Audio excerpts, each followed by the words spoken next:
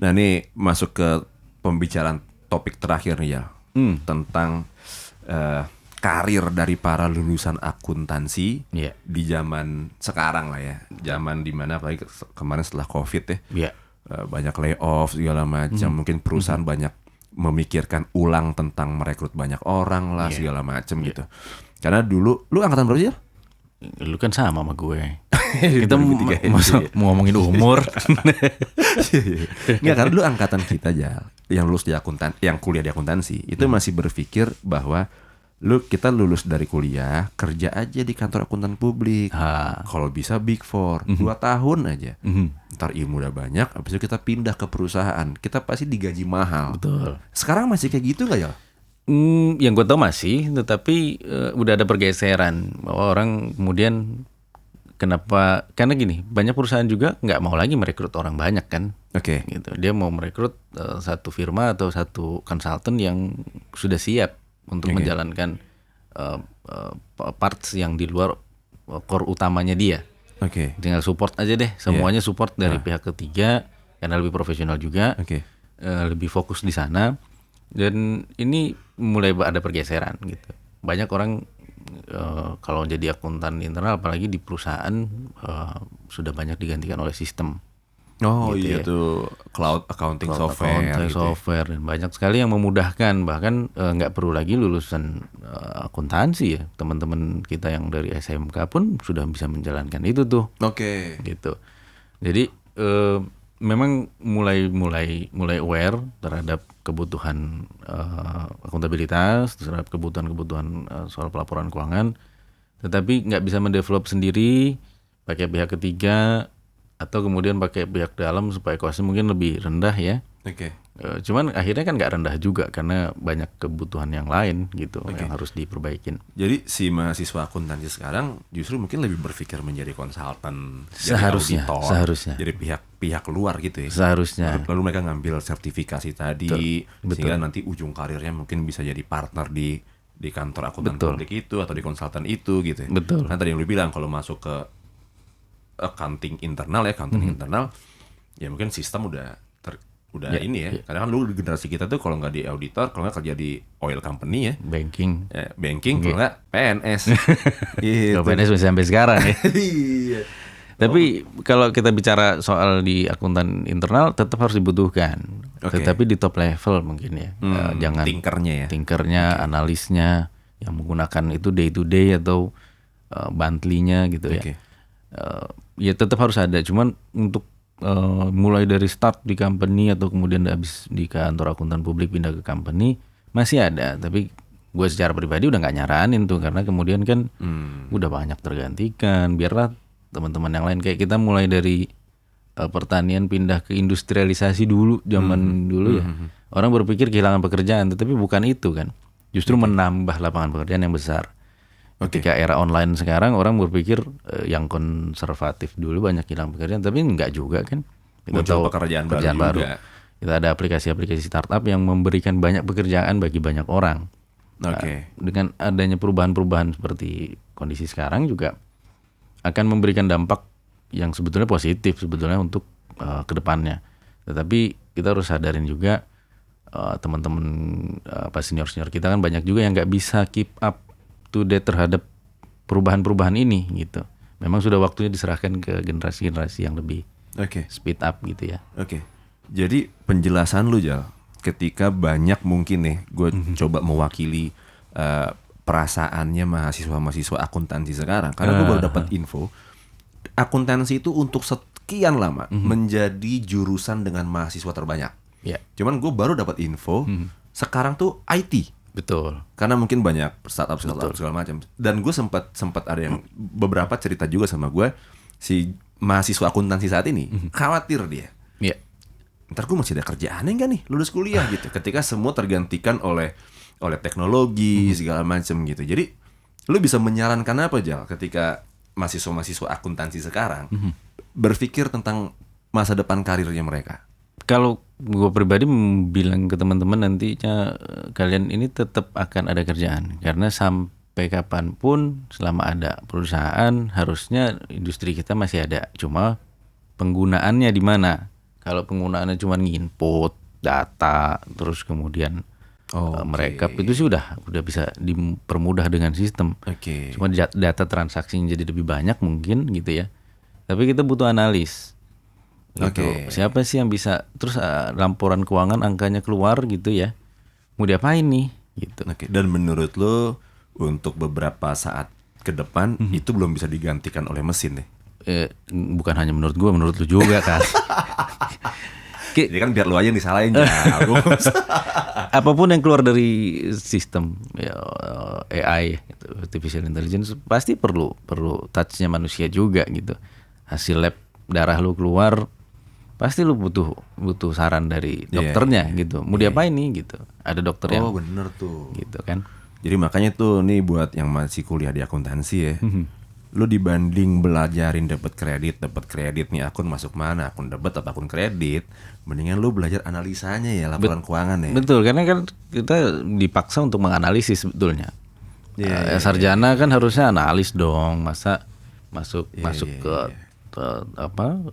clerical banyak kan, jangan ke situ, walaupun clericalnya harus bisa. Tetapi dia harus paham ya. Karena dia banyak disusupin dengan teori pasti kan. Tapi gue pernah gue nge-interview orang. Levelnya manajer, gue kasih kertas kosong, gue suruh ngejurnal, dia nggak ngerti dapat kredit. Gue tanya, kenapa lu nggak ngerti? Iya pak, di kantor kita udah pakai sistem. Gue bilang. Iya. Dulu kita kuliah sekolah ya dikasih kertas kosong, kita harus tahu ya. Betul.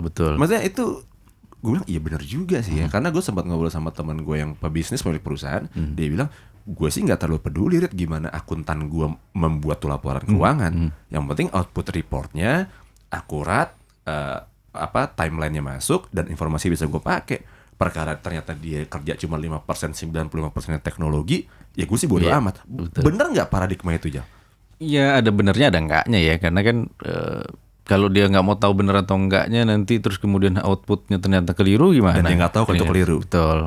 Dan dia nggak tahu. Tapi kalau dibilang nggak bener juga, ya itu memudahkan kok, gitu kan. Apalagi kalau transaksinya udah banyak sekali gitu, nggak mungkin kalau kita nggak pakai sistem kan. Kita harus pakai sistem, tetap harus disupport dengan orang. Kayak kalau misalnya kita dari lab gitu ya, ada hasil lab, kita kemudian keluar nih hasil uji darah kita kayak apa gitu ya. Ada dokter yang dia akan nanya ke kita dulu. Misalnya sederhananya jangan mungkin hasil uji lab lah. Kita datang ke dokter, pusing, flu gitu, kita tanya. Dokternya pasti nanya, Anda punya kegiatan mendadak atau segera? Oh enggak, ya udah istirahat aja, obatnya ringan. Tapi Pak Dok, saya harus segera beraktivitas nih, kasih obatnya mungkin agak lebih berat. Gitu. Atau kemudian Dok, saya nggak bisa minum obat, banyak alerginya. Oke, kalau gitu banyak dikasih vitamin, asupan gizinya. Jadi treatmentnya pasti berbeda. Kalau sistem keluar book satu aja gitu, tanpa mengenal karakter. Apalagi di kita kan budaya timur ya. Family business masih juga banyak. Iya gitu tuh, benar tuh. Backgroundnya juga berbeda-beda, industrinya juga berbeda-beda. Apalagi muncul lagi industri-industri yang baru ya, dengan SOP-SOP yang berbeda-beda. Tentunya masih banyak yang harus dianalis. Nah, teman-teman dari akuntansi, mahasiswa-mahasiswa yang sudah lulus, sarjana-sarjana kita, gue sih berharap mereka magang di kantor akuntan karena preferensinya banyak. Ada banyak kampus sekarang yang sudah mengharuskan mereka magang di kantor akuntan publik, terus kemudian punya preferensi banyak, analytical thinkingnya juga harusnya jadi lebih oke. Nanti diserahkan ke mereka, karirnya mau kemana. Gue masih berharap mereka menjadi pihak yang independen gitu. Karena kalau dia di dalam, ya nanti mungkin dia harus di dalam gitu ya, karena ada kebutuhan terhadap akuntan yang punya di dalam untuk menganalis secara day to day. Tapi kesempatannya pasti lebih banyak dari pihak eksternal ya. Dan self awareness entrepreneur lu kebangun gitu, cara lu berkomunikasi dengan orang gitu. Industri ini nggak lagi bersembunyi kok gitu. Kita nggak lagi harus di belakang meja terus bicara dengan angka gitu, bicara dengan laptop gitu. Kita akan berkomunikasi dengan banyak orang gitu. Banyak pengusaha, banyak owner, banyak tapi langka tuh Jal. Gitu. Gue tuh selalu dapat statement tuh bahwa orang yang biasanya sering berhubungan sama angka pasti tidak bagus dalam komunikasi, dalam hubungan antar manusia gitu. Sehingga kaku lah, ngomong terbata-bata lah.